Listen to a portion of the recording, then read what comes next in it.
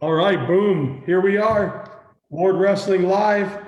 Back and better than ever, right? Or I think Yeah, somebody already has that like patented. I can't take it. But hey, what's up? WWL here, Ward Wrestling Live. I'm here with another Florida coach, Francis Aguilar down in South Florida. And he's here, a graduate of local college down there, FIU, which has become obviously worldwide and country known. Miami Springs High School wrestler under Hall of Famer David Ryan. And he's doing big things in the Miami inner city. Uh, Most notably, he started off this slam wrestling, which he'll get into with us. Hey, coach, man, I know it's some crazy times in 2020. I wish we could rewind the clock, but talk a absolutely. little bit about what you've been doing during the quarantine, the protests, the rioting. I mean, you name it, we've got it, and it's not good, but hopefully we can get out the other end of this. Yeah, I think a bunch of coaches around the country are kind of in the same place right now, which is tough because wrestlers aren't really the type to stand still, or coaches are not really the type to stand still. So all these restrictions have been pretty tough. It's been tough on our kids. So it's been a matter of rolling with the punches, talking talking to our kids, trying to stay in touch, letting them know that they should be doing this, or they should be doing that. But it's tough not being able to contact them. Um, I had a crop of seniors this year, six of them. They were our first wrestlers. They started the program with us, so it was a little tough not watching them walk across the graduation stage, or them get the send off that they truly deserve. But I guess in that regard, all the coaches around the country were kind of in this together, kind of in the same place. Yeah, we got I mean, it's just like that. We were all homeschooled, right? Yeah, And yeah. we had the Hell of teacher. a teacher appreciation exercise for parents. They get to deal Yeah, with their own kids for quite some time. So yeah, it's crazy, and it's pretty cool. We like, I'm sure you guys did the same thing down there. We had teachers come by with the sign and come by the house and do the whole thing for their kids and their classes, and it was pretty cool. I mean, my kids are out there scratching them off with markers and changing what it says, but I think that's it too.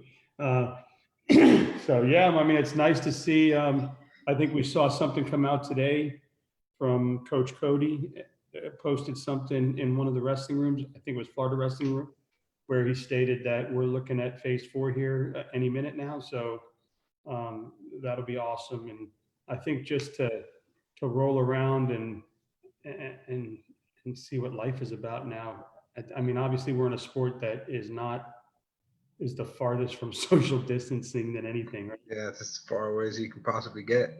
Yeah.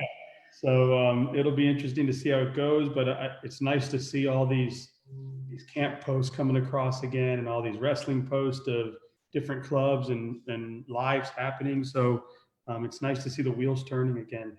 But so down there, talk a little bit about it. So you've been starting Miami Inner City Wrestling, which is more of, I'm guessing, the club side of things, and then you started your program Slam Miami.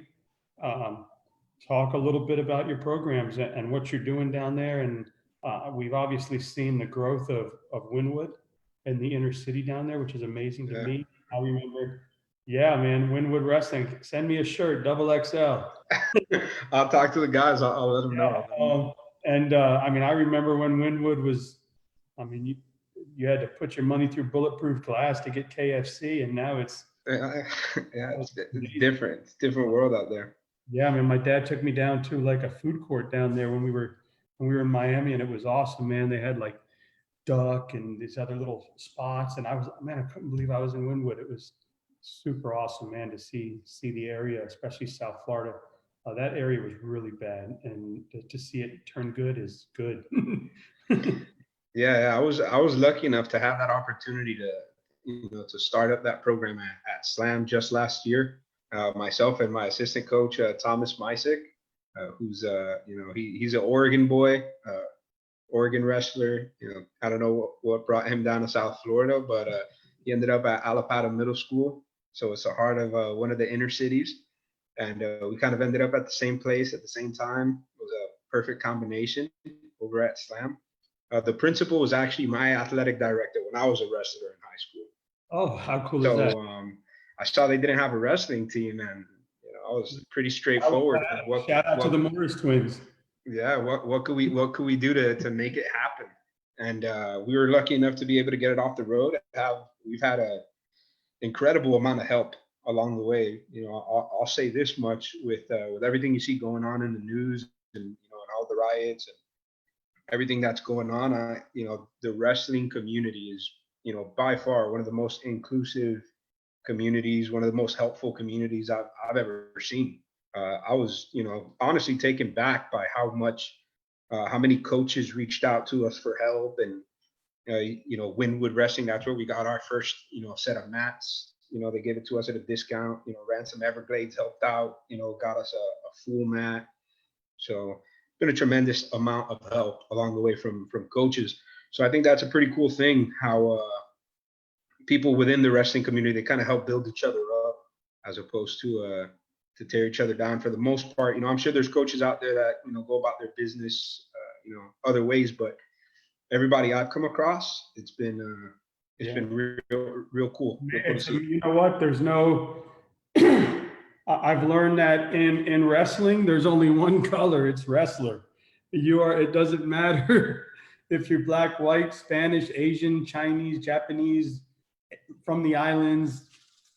It doesn't matter. You're one color. You're one part. You're part of this mafia, and everybody loves you no matter what. It's amazing. Now they may try to help you fail so you can achieve big things. They may push you hard. They may make you go home some days saying, "Man, I hate that guy," but in the long run, you love that guy. You love that girl. Those coaches, and that's what I've seen over the last couple of years. Just guys like you, and that's great to hear. I had Eric Perez on earlier today, and he's up in Fort Lauderdale, and he said that he's starting this little program up there, and that's the one thing he said that was different from when he lived up north. He said he couldn't believe how many people reached out to him and offered help to build his new program. It was just insane. Yeah, I think from what I've seen, and the athletes I've come. So I wrestled down here in high school, so I was lucky enough to get to see some phenomenal athletes wrestle in high school that honestly weren't being given the opportunity to go to some of these D1 schools off the bat. Schools for some reason or another, didn't really recruit out of South Florida, but that's changing slowly but surely.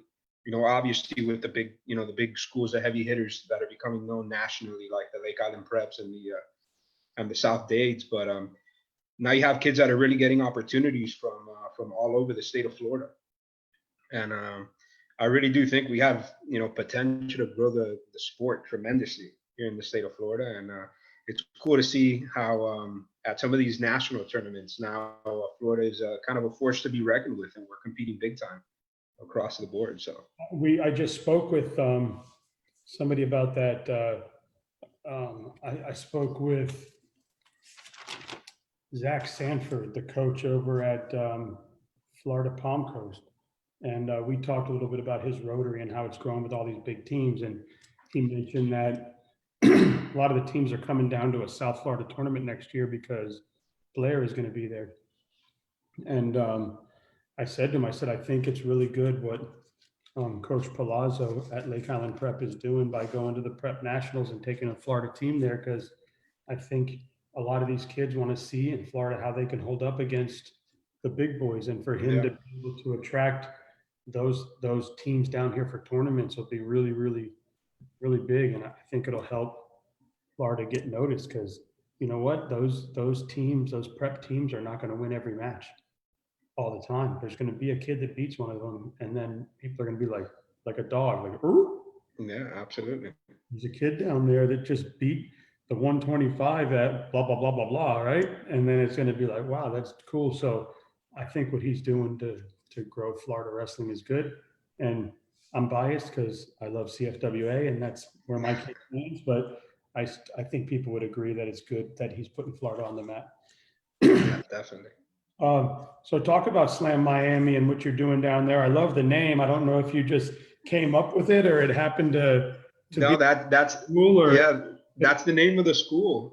It's an acronym, stands for Sports Leadership and Management. So it's kind of like a mission of the school to expose students to kind of like pathways in sports, in leadership, in management.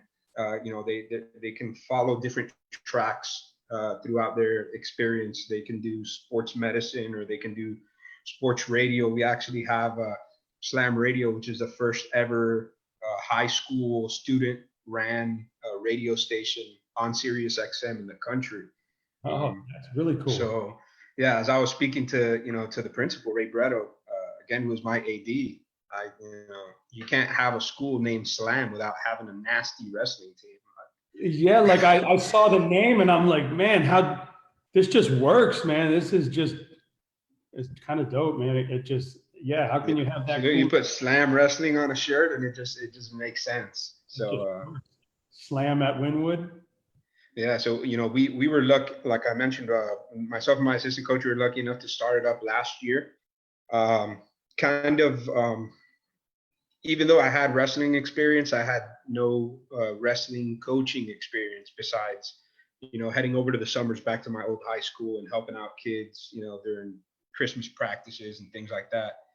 It's hard to imagine all the things that go on behind the scenes that, coaches really need to take care of.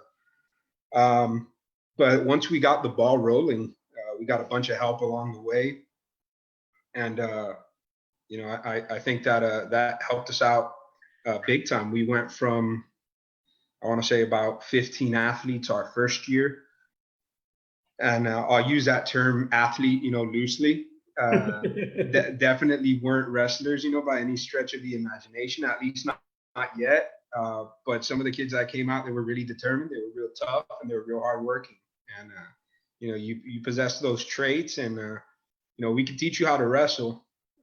That's the easy part. The harder part is that heart that it's a little bit more difficult to coach up. And this year, I think we had a fair amount of success. We've kind of fell short of our goal. I know we had the Key West coach on. We were kind of aiming to break Key West streak for district championships. This was our first year in that district. We finished up runner up, a little short of our goal, but we had 3 individual champs. We took 12 to regionals, so we had a pretty big representation up at 1A regionals. It was my first time as a coach in 1A. This was our first year in FHSAA, so I knew it was going to be a meat grinder. That 1A Region 4. The kids really didn't know though. So you kind of try to prepare them. You tell them it's going to be a war. You tell them it's going to be a battle, and sometimes kids will look at you and yeah, I got this, coach. And 38 seconds later, they're pinned. Yeah, then they step onto the mat and they're like, "You see, that's what I'm talking about." Yeah, man. Alexis De Armas, man, he just shouted you out. He said, "Hey, Slam is doing a great job with its wrestlers." Yeah, man, Doral, they've been great, with us. Always eager to help out. We've gone and wrestled their 2 preseason classics in a row. So they got some great kids over there themselves. I'm hoping we can start off the season there next year as well. I feel like it's a great measuring stick for us, to see how far we've come. They got some great wrestlers, so we wanna compete next year. We're gonna try to build the best, toughest schedule. We tell our kids, forged in the fire. Yeah, I had. You're gonna sink or swim, but we'll throw you in there. Yeah, I had Echemendia, and he said, "Man, we need Miami to get these Cubans on the mat because there's a lot of Cuban kids down there that can wrestle." And we and known, he said, "Man, I can't help yet because I'm still a young kid getting ready to go to college." But he's like, "Man, I know there's a lot of tough Cuban kids down there that that's his nationality, right? So he's very passionate about it, and he's like, man, I want to see them on the big stage. Where's my Cubans at?" He said. Yeah, absolutely. So Little Havana, that's kind of like that's that's our group. So we're trying to find those kids. We had a catcher at our school, absolute stud. He's going to go on, play D1 baseball. But he was like, a junior Olympic wrestler over in Cuba. So we were trying to get him on the wrestling team for a little while, but he had, some significant looks from Major League Baseball teams, so he wasn't going to take the chance. But we're hoping we'll pull those kids in. Yeah, I it's guess hard that's the main goal. it's There's a hard to lot of compete kids. with baseball money. Yeah, definitely is. Definitely is. And I mean, in our, I guess, vicinity, football is king. You got schools like Northwestern and Central and Booker T, and they all won states this past year. Oh, I So remember just they were winning states when I was a kid. Actually, I think the 4 years I was in high school, Southridge won it. They had the Davis brothers that were just beast. yeah. So we're just trying to grow the sport as much as we can. We've been lucky enough to have some great clubs in the area like Wynwood Wrestling. Show you guys out. I'm rocking the shirt. I got major support for them. They're Listen, doing I've reached great out to things. them. I've reached out to them on several occasions. I IG'd them.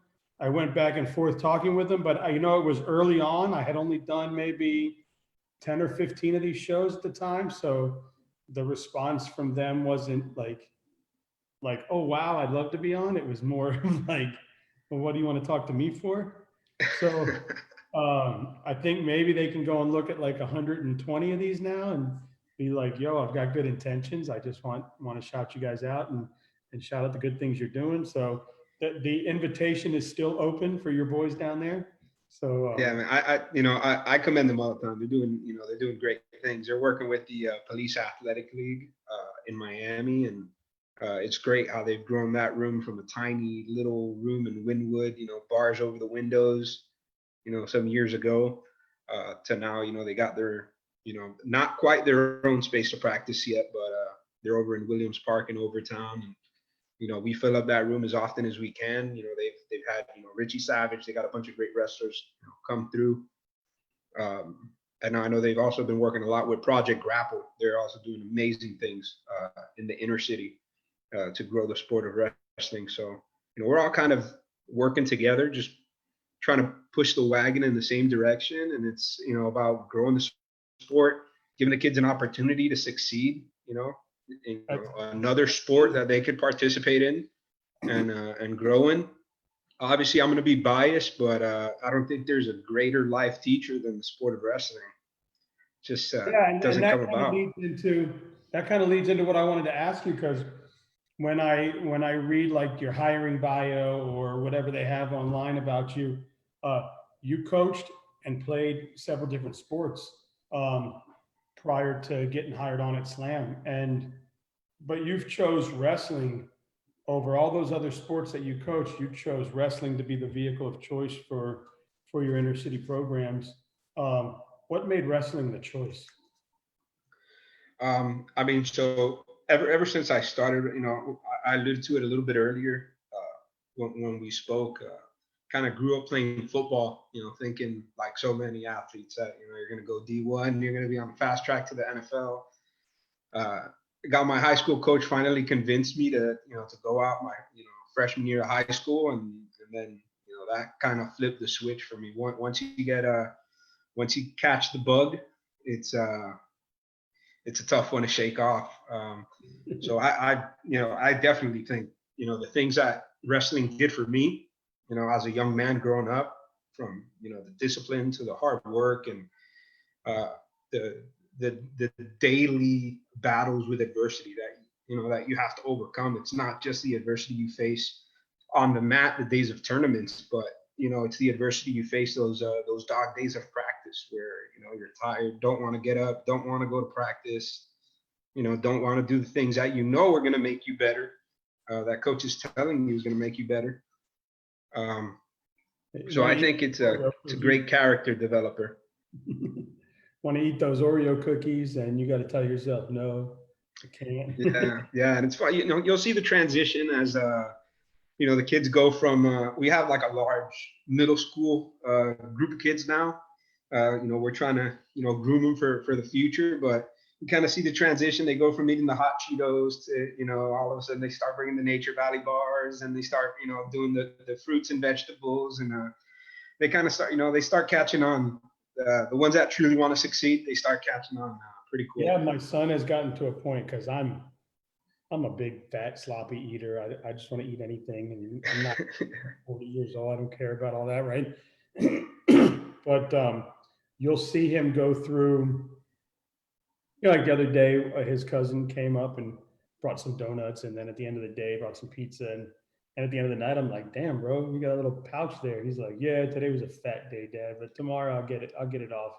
I woke up in the morning, hit the garage, and he's like, "Yeah, I'm back down to 154." So he ended the season at 138. He was wrestling 138, so he's probably hovering around 140, because you got the 2 pound weight advantage there. And then he's just been working out during the quarantine, nothing else to do. So I think he's walking around in the 150s now.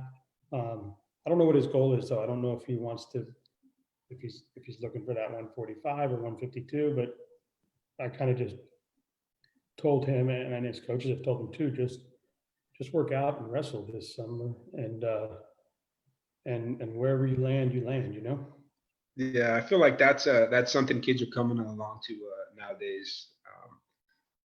I think there used to be a mentality like, the lower you can go, the better it's going to be for you. And it's kind of, difficult. You think back to, the days, I wrestled, kids want to cut weight, they want to get down a couple weight classes.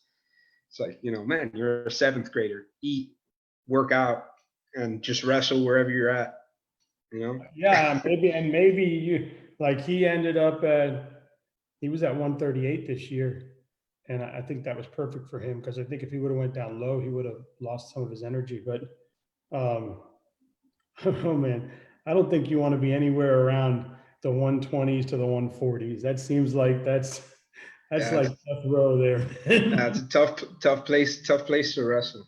I mean, everywhere we went, he had a full bracket. Every district was a full bracket. Region was a full bracket. Every tournament was a full. He wasn't one of those kids that was in a bracket that caught a break ever or caught a bye ever. It was every single tournament.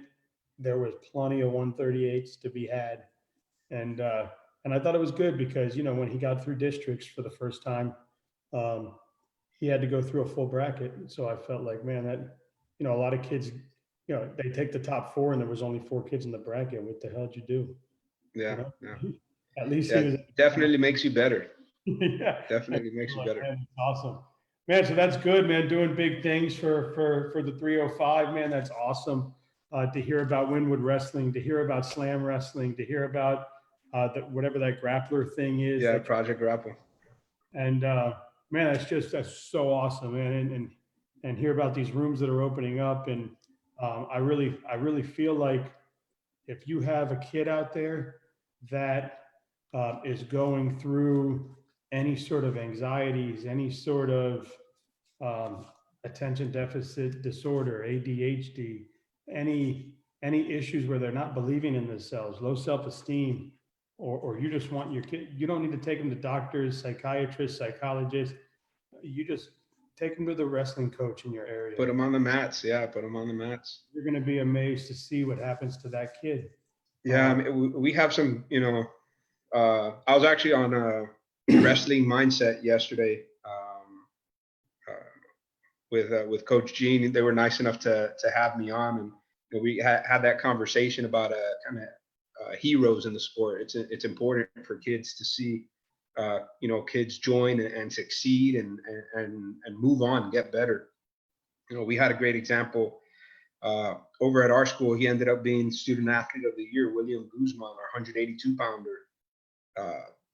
Came from troubled background, getting in trouble as a middle schooler, getting in trouble early high schooler.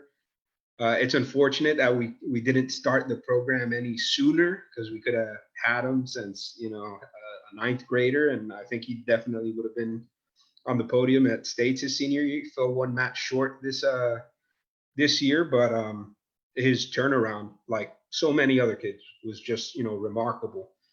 from a kid that was, getting in trouble, just getting by in school to, a consummate leader in every definition of the word, getting great grades, doing great things on the mat, being a leader for our team. And we'll be moving on to wrestle at St. Thomas next year. So, he started up our program. Now he's going to get to start St. Thomas's program. That's going to be a pretty cool experience. And that's something that just blows my mind because, I mean, you grew up in South Florida just like I did. We wanted to play football. We wanted to play basketball. We wanted to play baseball. It wasn't wrestling. We were focused on all these other sports. But that's those sports, and I know those sports produce a lot of good kids too. So please don't attack me. But none of them care about their grades like wrestlers care about their grade. Like I don't want to say none of them. Some of them do. But it seemed like you talked to a wrestler who was going down a bad path that found wrestling, that was getting bad grades. Now all of a sudden they're getting good grades and they're wrestling and they're becoming good people and they're volunteering in the public. And it's crazy how it works. It's like they want to get the good grades because they want to wrestle and they know that their coaches won't let them wrestle if they don't get the grades. It's not like that quarterback or that pitcher who it's like, you got bad grades. It's okay. All right, you're our quarterback. You know what I mean? Like, don't tell me it doesn't happen. Yeah. But it happens. Right? Yeah, absolutely. I'm biased, but I think, wrestling is as good a life teacher as you could possibly find, as good a motivator, as good as instilling discipline as any sport you can find. We tell our kids all the time, it's kind of like, it's like two wolves live inside of you. The one that grows is the one you feed. So, when you do the little things on a daily basis, that instill discipline, when you choose to, get up early and go for a run instead of sleep in those couple extra minutes, you feed that wolf and it grows. And as I mentioned, once you catch the bug and, once you step on the mats, that's one of the reasons why I think the sport itself is such a great teacher.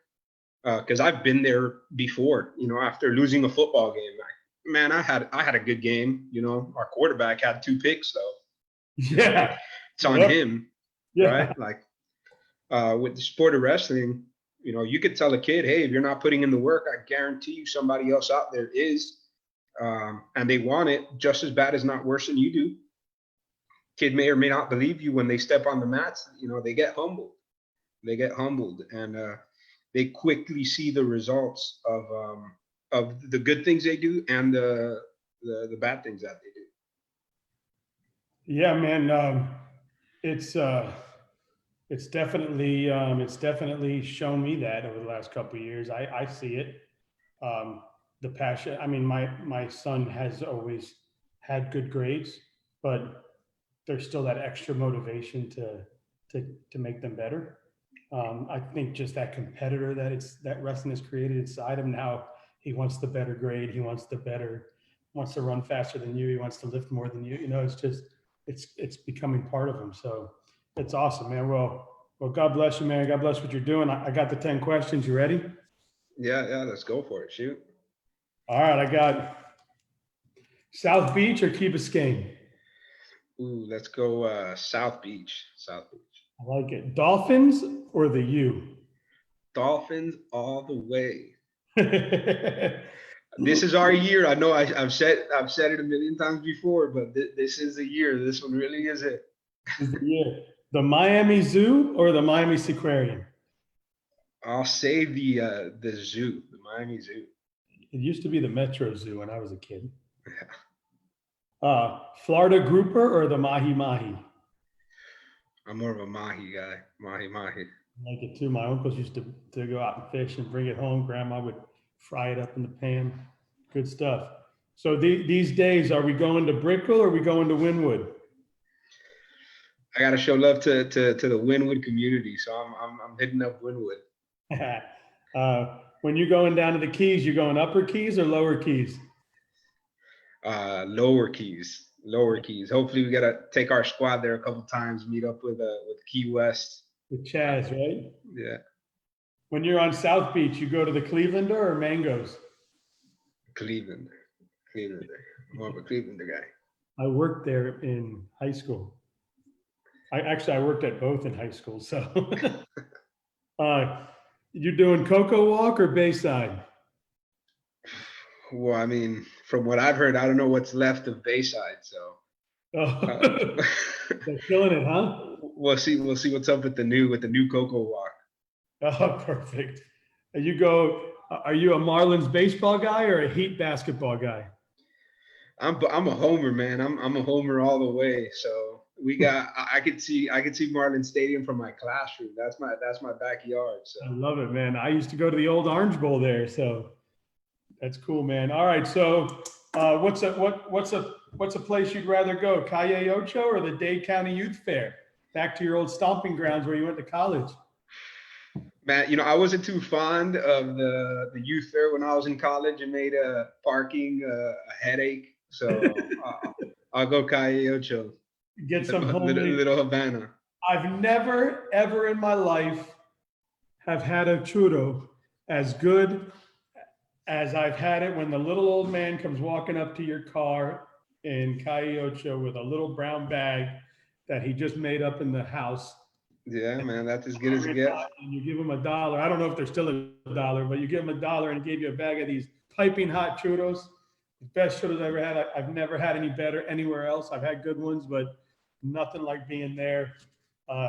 Getting the pinchos right there, man, those are good. It's a great place to be. Unique if for anybody listening that's never gotten a taste of South Florida, taste of Miami. That's definitely a place Pinchos, to hit up. by the way, are shish kebabs. Yeah, Shishka. Yeah, but in Miami we call them pinchos. I love it, man. Hey, I look forward to meeting you one day in person, man. Coming down there to Wynwood and hanging out. Maybe my kids will get a chance to roll. It'll be fun, man. Hopefully we get out the other side of this and all these camps and clubs get opened up. And hey, you're welcome on my show anytime. Just holler at me and we'll go on and take my link and send it to anybody you want to send it to. Like I said, I'd love to get those Beach High guys on. I mean, that's where I went to high school, so that'd be dope. And Wynwood Wrestling would be neat to get on if you still would like to talk with me. Yeah, man, I'll shoot them both a text, man. I'll shoot them both a text. And if you don't want to talk with me, that's okay too. There's a lot of good coaches out there that just don't like to get on this thing. I've been trying to get them on, but they like to be behind the scenes, so that's cool too. That's cool too, man. But we got to push the state of Florida and grow the sport. And I commend you for what you're doing. I think it's given a lot of great exposure to a bunch of great coaches, a bunch of great programs that you might not hear of on a regular basis. But when you kind of sit back and analyze it, we're all doing the same things. We're all trying to develop young wrestlers, develop young adults of character, of discipline, and develop a next generation of winners. Yeah, and look at the Florida coaches that are out there. You've got Omi. I talked to Coach Valles up at Grand View. I talked to Scotty Sentes, who's out at Campbell.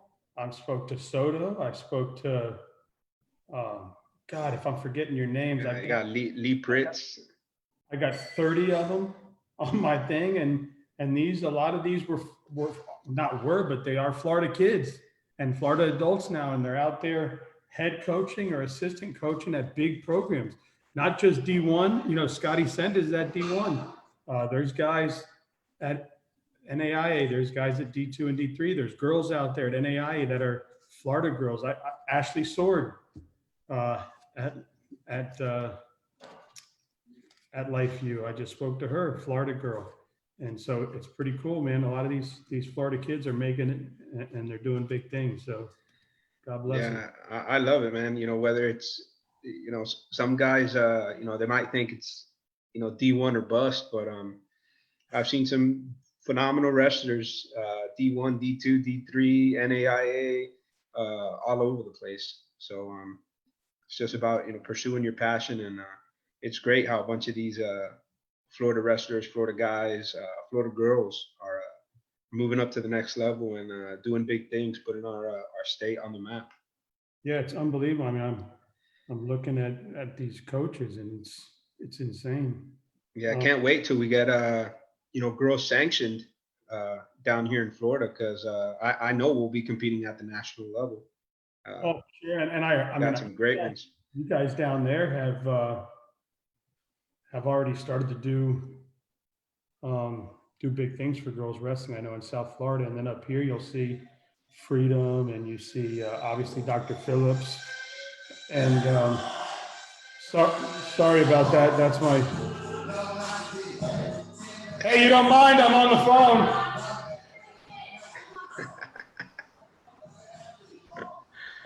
That's my 14-year-old blasting the radio. That's really kind of him. But yeah, we were lucky enough to have a couple girls come out. Some pretty good ones too. Blessed enough to be able to take one up over to Dr. Phillips, and that was a great experience. To see what that state tournament, how that was run, and the amount of talent that there is all over the place. And I know that if it were to get sanctioned, we would have way more girls come out. We kind of started off with like 8 of them at the beginning of the season, and they kind of fall to the wayside. Some don't feel comfortable, keeping up with the sport. And I know if it was, they had their own girls team, some of them would really stick to it. Yeah, I think they're kids are at an age where like, I'm not touching a boy, I'm not touching a girl, like, ooh, right? So there's probably a lot of them that say I don't want to do that just for that reason. And if they had separate teams,